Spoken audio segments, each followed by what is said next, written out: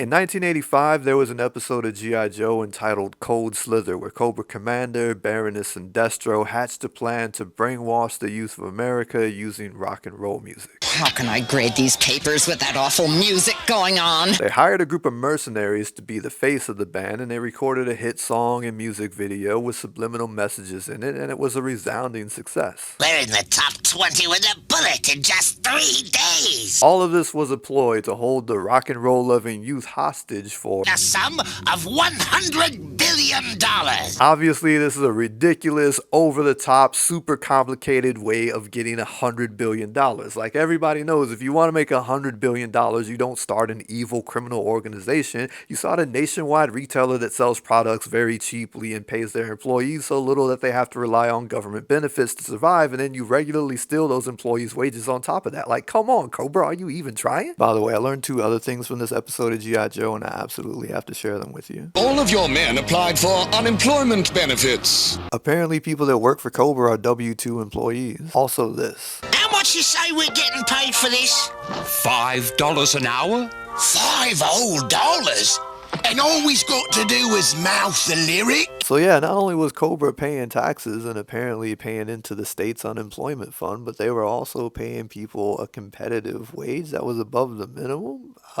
Shout outs to Cobra for being like the best, most employee friendly, evil criminal organization ever, I guess. Who knew? Oh, this video is about TikTok, by the way. I don't know if that was clear from the thumbnail here. Let's zoom in a little bit because I had to watch a lot of G.I. Joe in order to make this thing. But yeah, we're talking about TikTok again. As convoluted a plan as making a fake rock band with subliminal messages hidden inside of their music in order to brainwash the youth of America is, it is also hard to not see the parallel between that and what the United States government is saying about TikTok and why it needs to be banned. They could use it to spread propaganda to the youth, but let me just remind you that if you were born and raised in America or have ever consumed American media in your life, then you've probably been raised on a healthy diet of American propaganda, pro-police propaganda, and pro-military propaganda for your entire life. Cosmic vibes! Wow! Also, China is already doing that and has been doing that for quite a while, and not just on TikTok. As this AP News article pointed out, China has been paying different travel and lifestyle influencers to create pro-China content on their YouTube, TikTok, Instagram, and Facebook accounts, as well as having people that work for the Chinese government pose as travel and lifestyle influencers and produce pro-China content for their different social media accounts. And because this video is going to live on the internet where people seem to have absolutely no nuance, let me just clearly state that every content creator that you come across that makes a piece of content that shows China in a good light is not a member of the CCP, nor are they being paid by the CCP. It's also worth noting that the former president of the United States authorized a clandestine CIA operation to propagandize the Chinese, so propagandizing is only bad if we're not the ones doing it, apparently. Speaking of the CIA, as The Intercept recently pointed out, the FBI, the CIA, and other U.S. intelligence organizations only refer to the threat that TikTok poses as a purely hypothetical one, despite all of the fear-mongering that we currently see from Congress. I have information about this app that isn't public, and I've been a part of some briefings about this app that were genuinely alarming. Hey, look, man, you ain't got to show us the whole foot, but you don't have to show us some toes or something like that, because otherwise it looks like you're just making stuff up. The app does collect a lot of personal data, which it could potentially use against individuals, but once again, you don't need to make a fake rock band that has subliminal messaging in their songs or get a stake in an application that has a really great discovery algorithm that none of their competitors have been able to replicate that also does really well with people under 35. You can just pay for the data like everyone else does, like China and Russia already did. Cambridge Analytica, anyone? While I'm on the subject of people's data being bought and sold, I actually read the entire bill and it doesn't contain anything in it that would stop people's data from being bought and sold by different nefarious individuals. It wouldn't prevent another Cambridge Analytica from happening. There's nothing even in it that would stop China from being able to continue to produce propaganda content and post it on different social media platforms.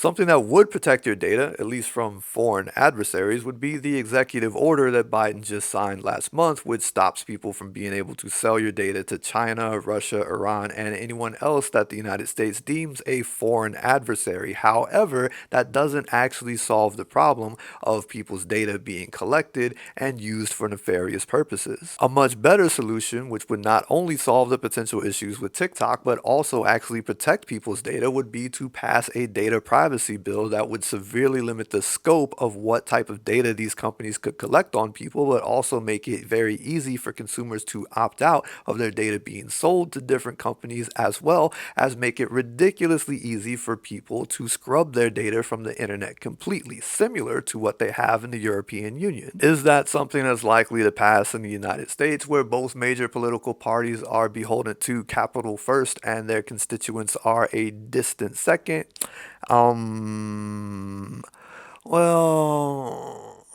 Well, maybe it's not a data privacy issue for TikTok. Maybe it's just a lobbying issue. The more you start to dig into it, the more you realize that this is just a backhanded way for the United States government to ban TikTok. As Taylor Lorenz pointed out, many of the Congress people that voted for the bill were referring to it as a TikTok ban, not as a forced sale of TikTok. Representative Roy from Texas said, "I am proud to partner with other representatives on this bipartisan bill to ban the distribution of TikTok in the U.S."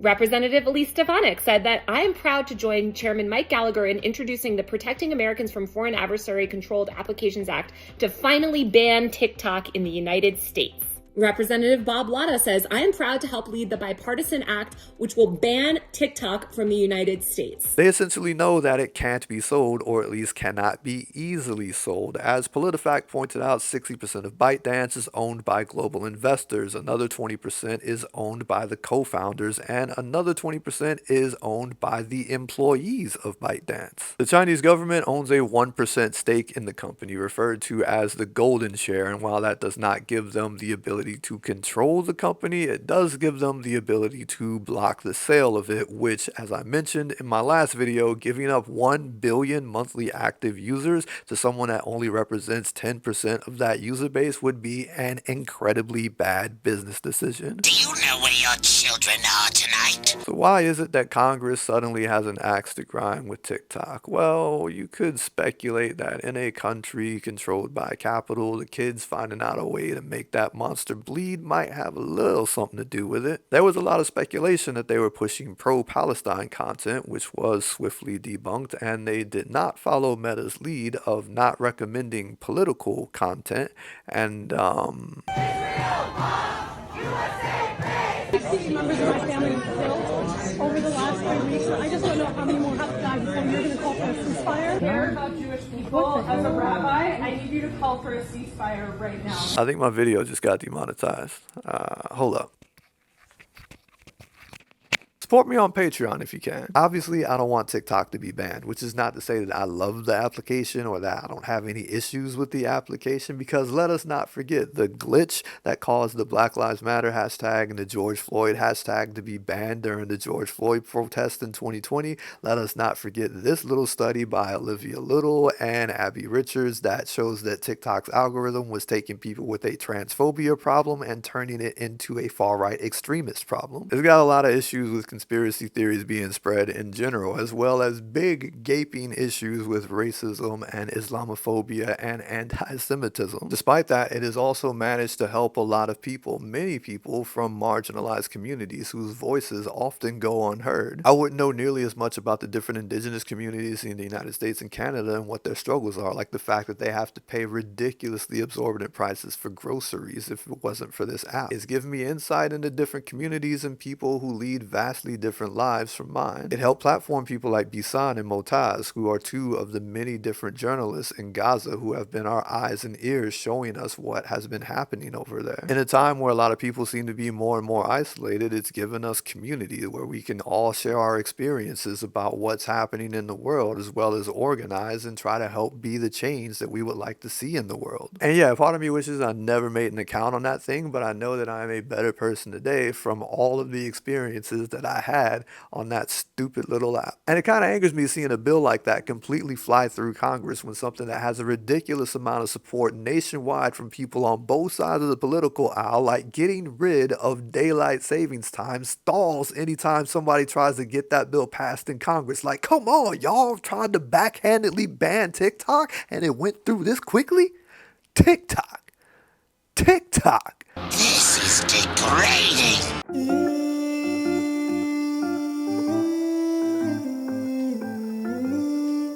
What up, everybody? What's good? What y'all think of the video, man? Leave me a comment and let me know what you thought about it. Hit the like button if you liked it, and share it with a ton of people if you really liked it, or even if you didn't really like it. Help your boy out. Yo, help me out by subscribing to the Patreon too. All right, I'm done plugging like random stuff. I know this is like 2 times in a row that I have talked about TikTok. Also, like 2 uploads within a week of each other. Who is this person? I haven't been this person since like 2021 or something like that.